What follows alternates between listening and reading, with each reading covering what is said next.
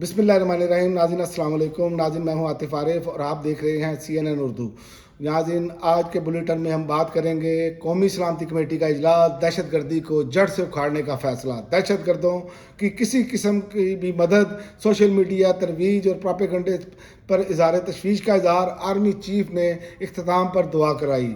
और दूसरी जानब दहशतगर्दी के खिलाफ कौमी सलामती कमेटी इजलास में सियासी व अस्करी क़यादत शरीक हुई। PTI का बाइकाट और वफाकी वज़ीर दाखिला मोहसिन नकवी बैरून मुल्क होने के बायस कौमी सलामती कमेटी की पार्लियामेंट्री कमेटी के इजलास में शिरकत नहीं कर सके। वज़ीर आज़म ने कहा कि 2018 में बनने वाली नाअहल हुकूमत ने दहशतगर्दी के खिलाफ जंग के सम्राट को ज़ाया किया। जो मुल्क कौम मफाज पाकिस्तान और शहीदों गाजियों के साथ नहीं, वो दहशतगर्दों का साथी और इनका अतादी है। वज़ीर आज़म शहबाज शरीफ और अली अमीन गंडापुर वज़ीर आला KPK ने कहा कि मुझे कुर्सी की परवाह नहीं, सच्ची और खरी बात करूंगा, मेरे लोग दहशतगर्द नहीं हैं। और इस्लामाबाद हाई कोर्ट ने बानी PTI की मुलाकातों के केसेस में बड़ी पेशरफ्त। इस्लामाबाद हाई कोर्ट में इमरान खान से मुलाकातों से केसेस में बड़ी पेशरफ्त हुई, जहां समाअत के लिए लार्जर बेंच तश्कील दिया गया है। इमरान खान मुलाकातों के केसेस के समाअत के लिए तश्कील दिए गए लार्जर बेंच की सरबराही कायम मकाम चीफ जस्टिस सरफराज डोगर करेंगे।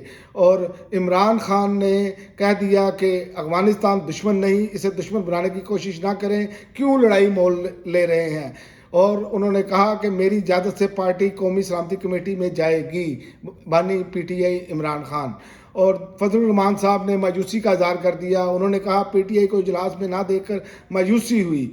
PTI अगर मुझसे मुशावरत करती तो उन्हें शिरकत का मशवरा देता। सरबराह JUI। अब चलते हैं बैनुल अक़वामी दुनिया की तरफ। रमज़ानुल मुबारक में भी इसराइल की वहशियाना कार्रवाइयाँ, ख़वातीन और बच्चों समेत 404 से ज़ायद फ़लस्तीनी शहीद।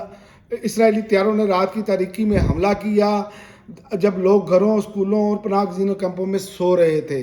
और दूसरा, नागपुर में मुग़ल बादशाह औरंगज़ेब का मकबरा गिराने के मुतालबे पर शदीद हंगामे, कर्फ्यू नाफिज। फसादात में मुतअद्दिद गाड़ियों को नजर आतिश कर दिया गया, जबकि 15 पुलिस एहलकार जख्मी हुए, जिनमें से एक की हालत तशवीशनाक है।